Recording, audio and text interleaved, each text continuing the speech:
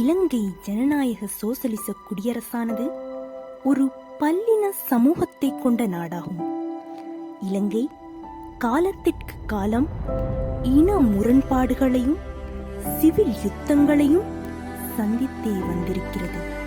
சமூகங்களுக்கிடையிலான புரிந்துணர்வின்மை, ஆளும் அவா மற்றும் மேலாதிக்க மோகம் காரணமாகவே இவ்யுத்தங்களும் முரண்பாடுகளும் உருவாகியுள்ளது.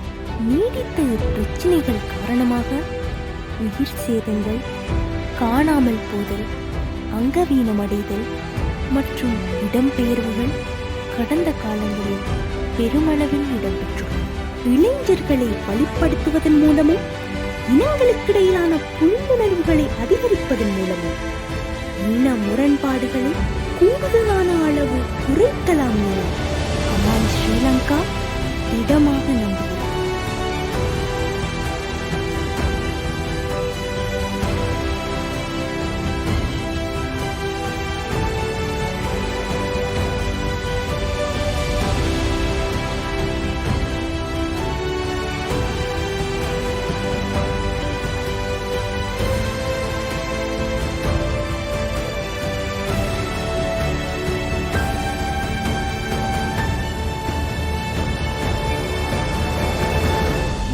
இனிய காலை வணக்கம்.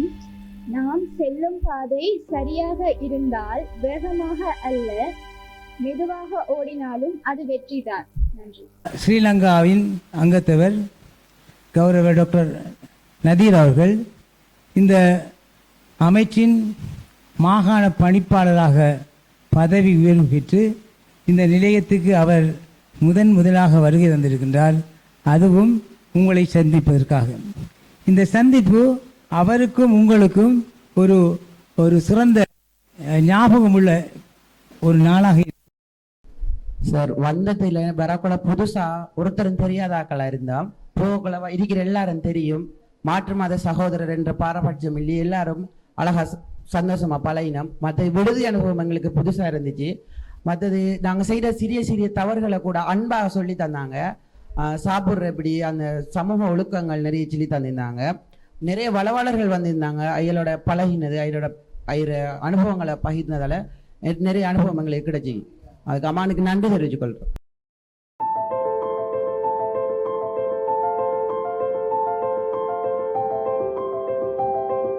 அனைவருக்கும் வணக்கம். உண்மையிலே சொல்ல போனா நாங்க ஸ்கூலால வந்த பிரின்சிபலுக்கு பயந்துதான். அவர் சொன்னவர் கட்டாயம் நீங்க போகணும் என்று சொல்லிட்டாரு. அவரோட வார்த்தையை தட்டக்கூடாது தான் வந்தோம். என்ன செய்ய போறோமோ, என்ன நடக்க போதோன்னு ஒன்றுமே தெரியாது. இங்க வந்த உடனே டீச்சர்ஸ் மாரை பார்த்த உடனே ஒரு பயம் இல்லாம போனேன். டீச்சர்ஸ் மார் நல்ல ஃப்ரெண்ட்ஸா பழகுறாங்க. ஸோ நமக்கு பிரச்சனை இல்லை, இங்க சேஃபா இருக்கலாம் என்ற மாதிரி இருக்கும். வந்த உடனே மாற்று மத சகோதரர்கள் தான் நிறைய பேர் இருந்தாங்க. இவங்களோட எப்படி கதைக்க போறோம், நம்ம எப்படி ஒரு சிறுபான்மை இனத்தவர்கள் வந்து எப்படி நாங்க ஒரு பின்தங்கிய ஏரியாவில் தான் இருந்து வாரோம். நாங்க எப்படி மாற்று மத சகோதரர்களோட பழகுற, அவங்களோட இருந்து சரிசமனை எப்படி நாங்க கதைக்கிறேன்னு ஒரு கூச்ச சுபாவம் இருந்தது.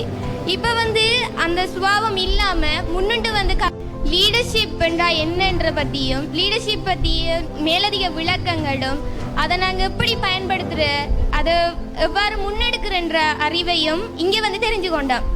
அது மட்டும் இல்லாம சிங்கள மொழி புள்ளிகளோட வந்து நாங்க கதைச்சு இப்ப பழகுறதால கொஞ்சம் கொஞ்சம் சில சொல்லுகள், சில வேர்ட்ஸ்கள் நாங்க பழகி இருக்கிறோம்.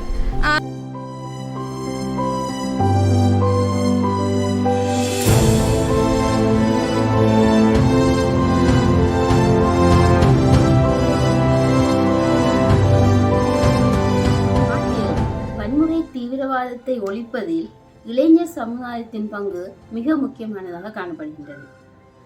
இன்று இளைஞர்கள் மத்தியில் சமூக வலைத்தளங்களின் பாவனை மிக அதிகமாக உள்ளதனால் பொறுப்பற்ற முறையில் பகிரப்படும் ஒரு ஹேட் ஸ்பீச், வெறுப்பு பேச்சானது இனங்கள் மத்தியில் எவ்வகையான தாக்கங்களை கொண்டு வருகின்றது என்று இளைஞர்கள் மத்தியில் ஒரு விழிப்புணர்வை கட்டாயம் ஏற்படுத்த வேண்டியிருக்கின்றது.